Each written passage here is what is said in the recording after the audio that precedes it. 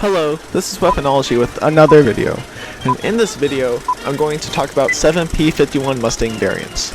The North American Aviation P-51 Mustang was designed in response to a requirement of the British Purchasing Commission.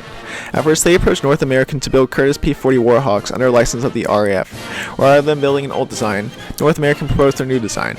A prototype was made and named the North American 73X airframe. The prototype was flown on September 9, 1940. One new feature that this plane incorporated that the P-40 did not have was using laminar flow airfoils. These new airfoils generated low drag at high speeds. The prototype was armed with 4 30 caliber M1919 Browning machine guns in the wing and 2 50 caliber M2 Browning mounted under the engine and fired through the propeller arc using a gun synchronization system. The plane was originally designed to use the Allison V-1710 engine. Early variants of this engine had limited high altitude performance though. The RAF used the NA-73 as a tactical reconnaissance aircraft and fighter bomber, designated as the Mustang Mk I. These were used by Army Cooperation Command rather than Fighter Command because of their poor high-altitude performance. The plane made history on October 22, 1942, when they escorted 22 Wellington bombers on a daylight raid to Germany, thus becoming the first RAF single-seat fighters to fly over the country during World War II. Now, the P-51s, or designated as the Mk I by the British Royal Air Force, were no different from the North American 73s. They are just now designated as the P-51s officially. And also, the British replaced the 30 cals that were in the wings with 20mm Hispano Mark II cannons, and got rid of the 50 cal nostril-mounted machine guns entirely. By doing this, they increased the firepower on this plane. The P-51A, or the Mark II. The P-51A was the P-51, but its armament was replaced with 4 50 cals, 2 in each wing. It also had the new Allison V-1710-81 engine, which increased the performance of the aircraft. Later on, the RAF replaced the Mk I engine with their own Rolls-Royce Merlin 61 engine. This engine transformed the Mustangs from effectiveness above 15,000 feet and made it able to compete with Luftwaffe fighters. Mustangs that were equipped with this engine were designated the Mustang X.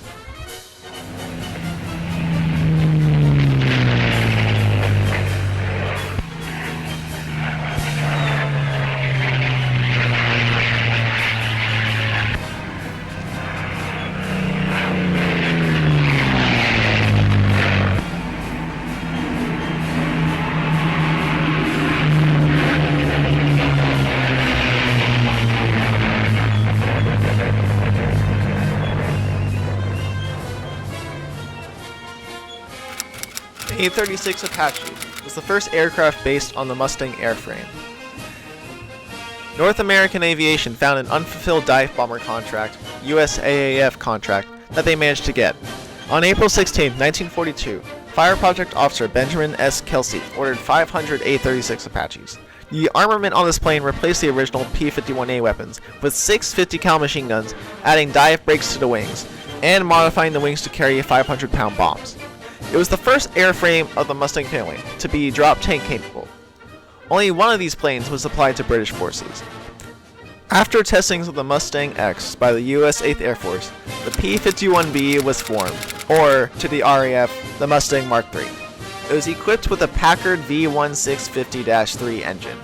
The engine cowling was redesigned to house the new Packard engine. The new engine drove a 4-bladed 11-foot 2-inch diameter propeller, and a new fuselage duct was added to get more air to the demanding engine. The P-51Bs could continue to use the same armament as the P-51A, but the wings were adapted from the A-36 Apache. This made the plane capable of loading bombs and external fuel tanks. The P-51D was equipped with the Packard V1650-7.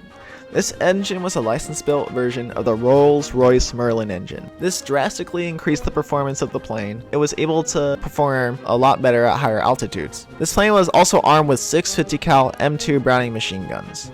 This was a drastic upgrade from before the 4 50 cal machine guns that previous models had. Following combat experience, the P-51D series introduced a teardrop or bubble canopy to rectify problems with poor visibility to the rear of the aircraft. From the windshield aft, the fuselage was redesigned by cutting down the rear fuselage formers to the same height as those forward of the cockpit. The new shape fared in the vertical tail unit. A new simpler style of windscreen with an angled bullet-resistant windscreen mounted on two flat side pieces improved the forward view, while the new canopy resulted in exceptional all-round visibility. Wind tunnel tests of a wooden model confirmed that the aerodynamics were sound. The wing racks fitted to the P-51D series were strengthened and were able to carry up to 1,000 pounds of ordnance. Although 500-pound bombs were recommended maximum load, later models had removable underwing zero-rail rocket pylons and had to carry up to 10 T-64 5-inch HVAR rockets per plane. The P-51D became the most widely produced variant of the Mustang.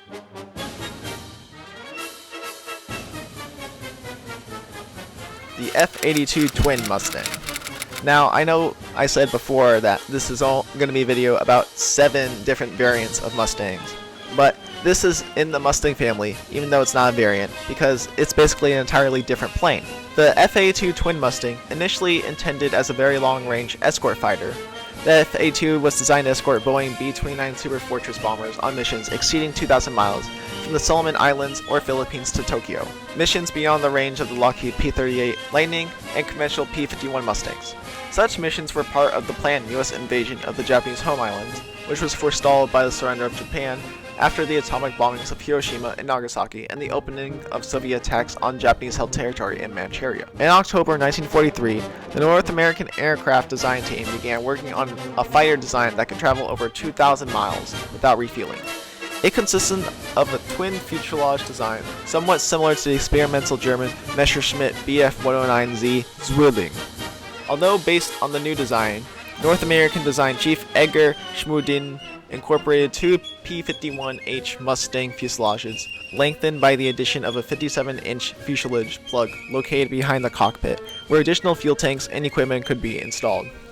These were mounted to a newly designed center wing section, containing the same 650 caliber M3 Browning machine guns as the single-seated engine Mustang, but with more concentrated fire.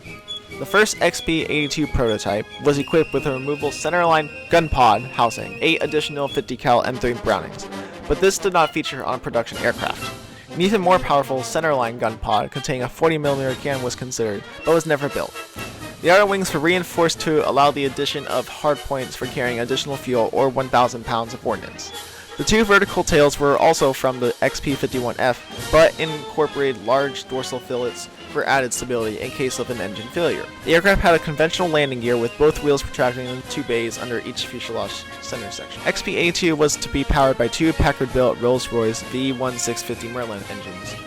Initially the left engine, XP-82 prototypes and production P-82Bs and P-82Es retained both fully equipped cockpits so that pilots could fly the aircraft from either position, alternating control on long flights, while later night fighter versions kept the cockpit on the left side only, placing the radar operator in the right position. Hello, this is Weaponology. If you liked the video, then hit that like button. If you want to see more, then subscribe to my channel, and comment down below what else you'd like to see. Thank you for watching.